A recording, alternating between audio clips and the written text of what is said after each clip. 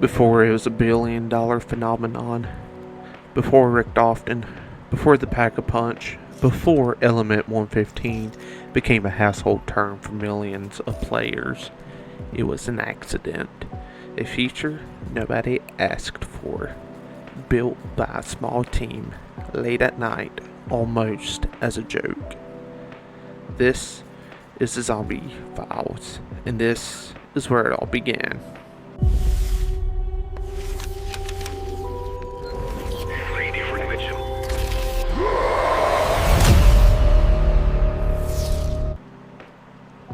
Welcome back to the Zombie Files. If this is your first time here, this is a series dedicated to digging through the entire history of Call of Duty Zombies. Every map, every character, every twist in a story that's been building for over 15 years. And we're starting exactly where the community itself starts every argument. The very beginning. The year is 2008. Treyarch is deep in development on Call of Duty World at War, a return to the World War II setting after the franchise had jumped to modern combat with Modern Warfare. The pressure is on. They need something to make this game stand out. And almost as a side project, a small group of developers starts messing around with an idea. What if, after the main story ends, you could keep playing, but against endless waves of the undead? It wasn't pitched as the future of the franchise. It was barely even in the marketing. It was a bonus, a secret almost. Nobody on that team could have predicted it would still be running strong more than a decade and a half later. The first map ever built was called Nacht der Untoten, German for Night of the Undead. Here's the setup. 4 unnamed soldiers trapped in an abandoned 2-story building somewhere in Germany, boarding up windows and holding off wave after wave of Nazi zombies with nothing but scavenged weapons and sheer will to survive. That's it.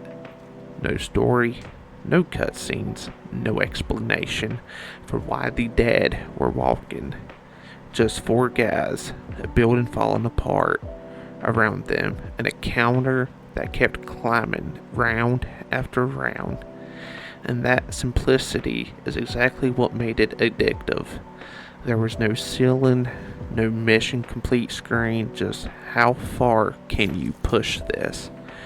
Players didn't know it yet, but they were looking at the seed of an entire mythology. Zombies launched as a bonus mode, hidden behind completing the campaign, and something strange happened. Players obsessed over it. Not the campaign, not the multiplayer, but the zombies. Treyarch noticed, and for that next game, they didn't just bring zombies back. They decided to actually build a world around it.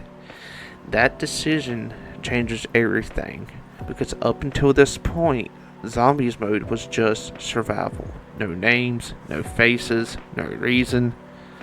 That was about to change completely. Enter Shi No Numa, Swamp of the Death.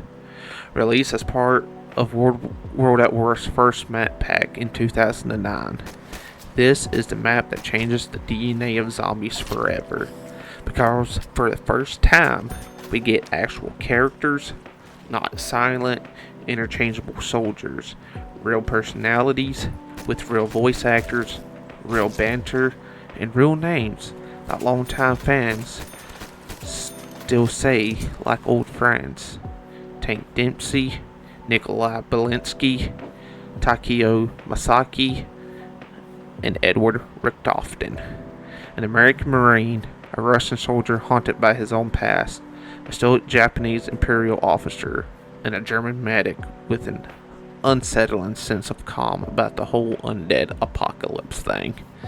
These 4 would go on to become the emotional core of the entire storyline for the next several years.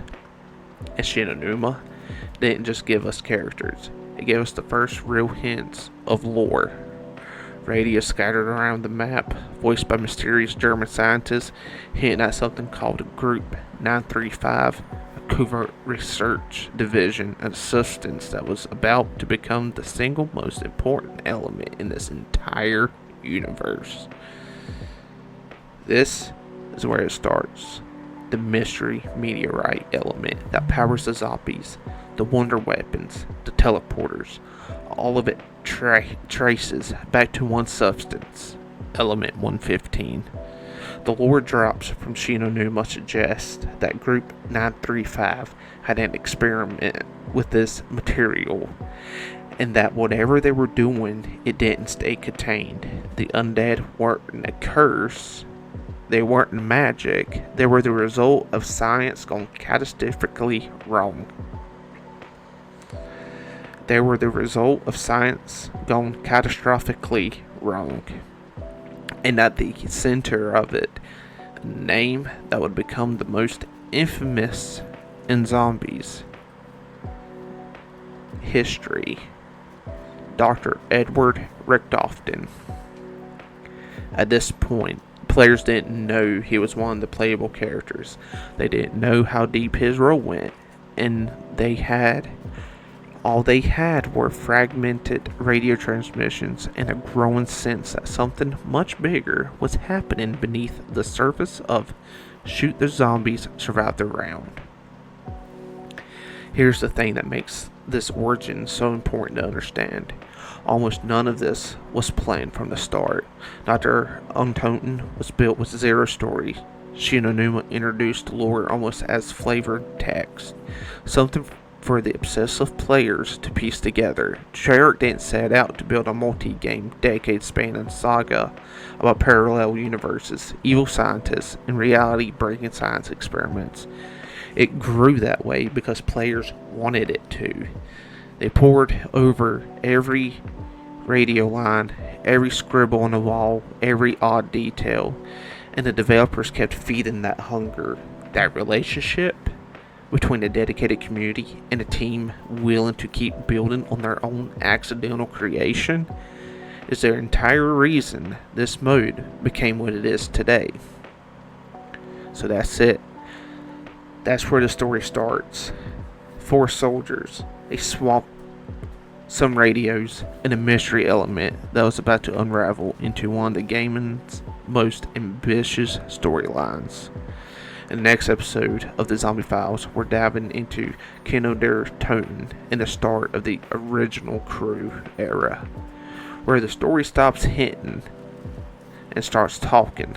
Teleporters, alternate timelines, and the first real steps towards the multiverse are about to open up.